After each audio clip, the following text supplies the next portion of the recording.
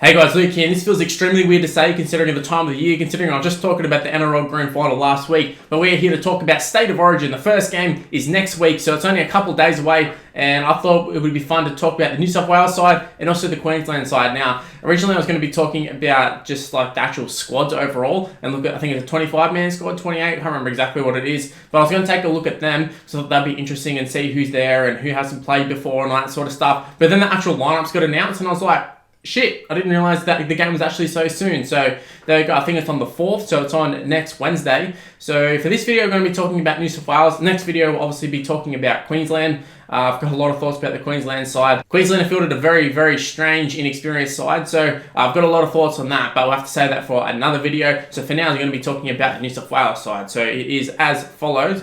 We have James Tedesco at fullback. On the wings, we have Daniel Tupou returning to the Origin Arena. We also have Josh Addo-Carr. The centres are Clinton Gutherson making his debut and Jack Whiten. 5'8" is Luke Keary, who's making his debut with Nathan Cleary as the halves partner. We then have Daniel Safidi retaining his role from last year. Damien Cook, Junior Paulo making his debut as well. Then we have Boyd Cordner, Tyson Frizzell, and Jake Trbojevic. I've actually heard that Jake Trbojevic maybe went down with an injury. They're talking about him having an ankle last up, so not sure what's to go there, but he's been named. On the bench, we have Cody Walker, Payne Haas, Cameron Murray, and Angus Crichton. So all people who've played before. Obviously, Cody Walker kind of didn't have the best of games last year when he started at 5'8". So look, the team is quite strong, especially relative to the Queensland side. A lot of debutants, but that's just what's going to happen this year. It does feel quite strange. Feels a bit, I don't know, it feels very, very weird having it at the end of the season. Throughout the season, I was thinking, oh sweet, this is going to be sick. But as more and more players ruling themselves out,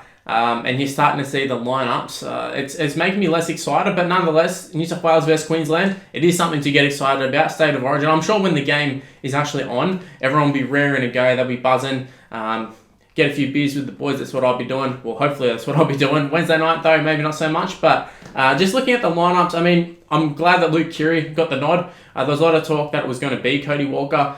Look, as good as Cody Walker's been in the back end of this season, even in the finals, he did go missing again. And that's something that is kind of talked about often with Cody Walker, is that when pressure's not on, he's very, very good. He can play off the cuff. He can be very good. But for some reason in like finals games and stuff, he shuts down. Well, that's because teams are shutting him down specifically, and then they have to go other routes to get points in that. But he's just definitely not as effective. And look, Origin Arena is kind of like that. It's kind of like a finals game.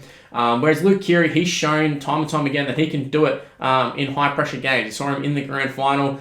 He literally carried the Roosters to a premiership, the first one of their back-to-back. Cooper Cronk, who's absolutely busted, and Luke Keary just tore apart the Storm. And for a team to tear apart the Storm, that's a big deal. I mean, we just saw Nathan Cleary with a stacked Panthers side couldn't do it. In fact, he got torn apart. So look, the Storm are a very good side, and the fact that Luke Keary did it, and that was when Billy Slater was still playing too, his last game. I thought that was very, very impressive. So yeah, I'm just very happy because I think it was kind of getting to the point where Luke Keary is getting older, a few more injuries too. And I was thinking, like, man, this guy's he's won premiership after premiership, and he's never going to get a chance for New South Wales.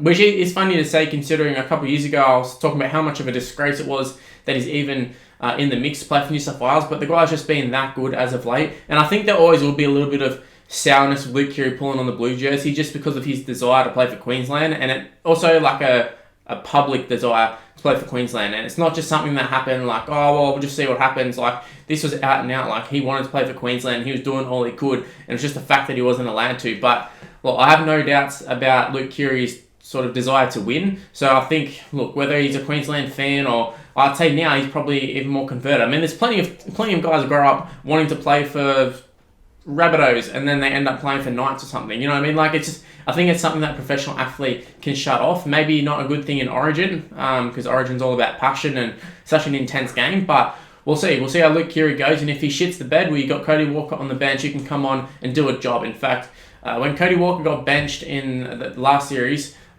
when he came back on, I think that was when he was the strongest. So maybe putting on Cody Walker against a tired pack, I think that could be a good move, could do some damage. Otherwise, I don't really know what's his point on the bench. I know he can play fullback and halves, but other than that, you can't really slow him anywhere. So I was a little bit surprised maybe a Cameron McInnes or someone didn't get a spot on the bench, considering he can play hooker, can play in the back row. You can just put him in the forward position. But I suppose, I don't know, maybe they're just mixing it up a little bit.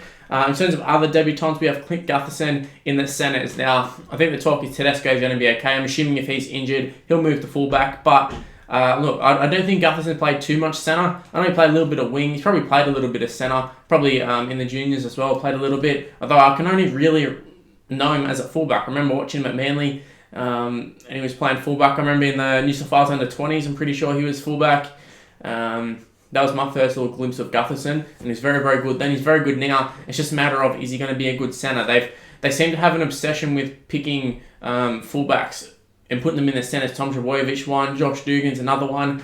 Guys who they couldn't find a spot for him in their actual position, and they thought, oh, I'll just chuck him in the centres. But you hear players talk about how hard centre is to actually defend and how hard a position it actually is to play, and they don't get a lot of the plaudits. Obviously, you've had your Inglis's and stuff who did, but for the most part, I think like it's one of the worst paying positions in terms of money and that sort of stuff. So I don't know how much you're going to get out of Gutherson in the centres. I mean, I feel like he's probably better suited to the wing. At least you get the work rate and that. But I think he is probably the most.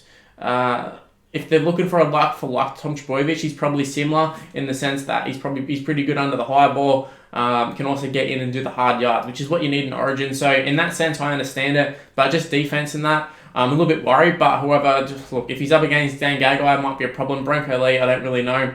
But yeah, it's not the strongest backline from Queensland, so hopefully Gutherson can cover it. You also have Daniel Tupou, though, who hasn't been there. I think they said 5 years. Look, I thought he was unlucky to sort of get dropped when he initially was. He came onto the scene pretty quickly, him and Tuivasa-Sheck on the wing, and it's taken this long for him to sort of get the plaudits that he probably deserved a couple of years ago. When the Roosters sort of started their dynasty, I would say, Daniel Tupou was a big part of that. Him and Ferguson coming out and getting them off to a strong start.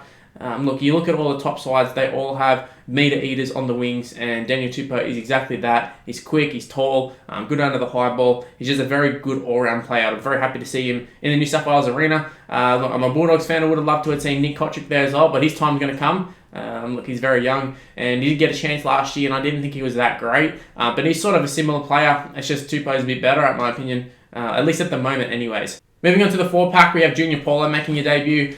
Look, it's something that has been talked about for a couple of years, and with all the props they had, I thought it was never going to happen, to be honest with you. I didn't think they'd drop Clemmer. I don't really know if he deserved to be dropped, but he has been dropped, and that's all that matters. Junior Paulo there has been very, very good this season. He's got a lot of skill. He's a big body, get through the meters. Hopefully, the game isn't too fast for him. And look, I think he'll be fine. Daniel Safidi was one last year who I was a little bit worried about, and he came in and had a rip of the game. So, look, I think they'll be fine in terms of the front row, especially when you got a back row of guys like Frizzell and Cordner. You also have Jake Trbojevic there. Just guys who can do a lot of the work, do all the hard yards, and sort of leave the big boppers to have their damaging runs rather than them having 50 tackles and being gassed by 10 minutes in. Which, it could happen. It could happen to Junior Paulo. We don't know, but at least with Cordner and Frizzell, you know what you're going to get. And there was a lot of talk about Frizzell and Cordner like not really being in great form and being a bit busted and all of that sort of stuff. But look, I think you go with the tried and trusted back row. You know, like I said, you know what you're going to get with them. You can chuck in a lot of other second rows, your Madisons and that, but are they just a flavour of the month, or are they that good? At least Cordner, look, he's the captain. He leads from the front. You got Frizzell, who's been there and done it in terms of the Origin arena. He's been there for the last couple of years now. He's been winning, and I think that's a big important thing. He knows what Origin offers. At least with Wade Graham and that, they'll come off the bench and they weren't really playing great for New South Wales. But yeah, I don't mind Tyson Frizzell there, and hopefully it sort of sparked him as well, because we know Tyson Frizzell can be a lot better than what he has been. He showed it in the past, so hopefully he shows it in the Origin arena too. In terms of Trbojevic, look, this one surprised me. I saw a lot of people sort of annoyed that he was picked at lock. I had a lot of people not even having him in the side, and I think that's absolutely crazy. I think he's a guy that's built for Origin.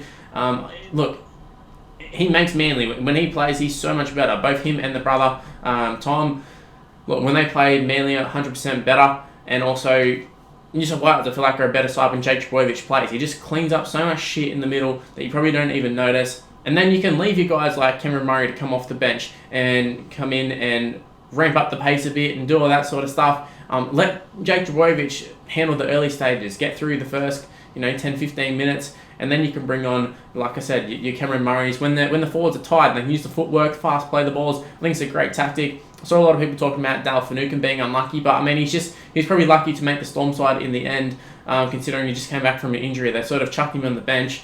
So look, he's probably not fit. Look, at his best, I'd say Dale Finucane's definitely an Origin player. I absolutely love Dale Finucane. I think I've made that pretty clear on the channel. But at the moment, where do you put him? Because you got Cameron Murray who plays lock, you got Jake Trbojevic who plays lock, so there's no real spot for him. Even in terms of the rest of the bench, you have Payne Haas there. I think he's a must-have.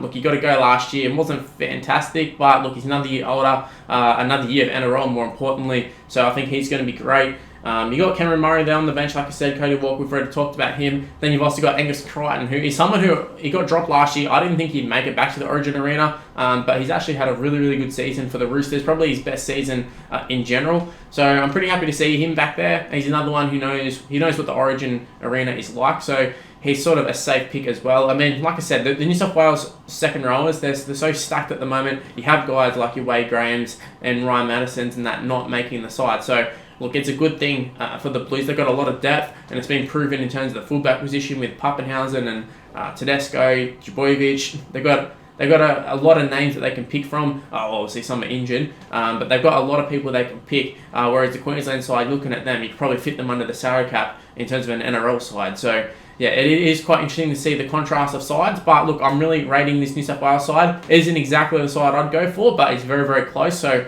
can't really complain. But guys, those are my thoughts on the New South Wales side. I'd love to hear your thoughts on the New South Wales side. Do you think it's better than Queensland? Do you think Queensland's better? Is there anyone who has missed out that you think is a travesty? Leave in the comment section below what would have your New South Wales side been for the 2020 New South Wales Origin Series. And now guys, that's where I'm going to wrap up the video. Thank you for watching. If you did happen to enjoy it, make sure you like the video and subscribe to the channel if you're new around here. My social media is on the screen as well. It's Mr. Luke on YT, same for everything, except for Facebook, it's just Mr. Luke. Actually, turn on the notification bell as well. I forgot to mention that. It is quite important, but yeah, my social media is on the screen. Give me a follow and an ad on that. And yeah, that's all I really got to say. Before going into this video, I wasn't that excited about State of Origin, but talking about it a bit more, it's kind of got me a bit amped up for it. So I am pretty keen now. We've got a Queensland video coming up very soon as well, so stay tuned for that. And yeah, that's all I really got to say. Thanks for watching, guys. I'll see you next time. Bye, guys.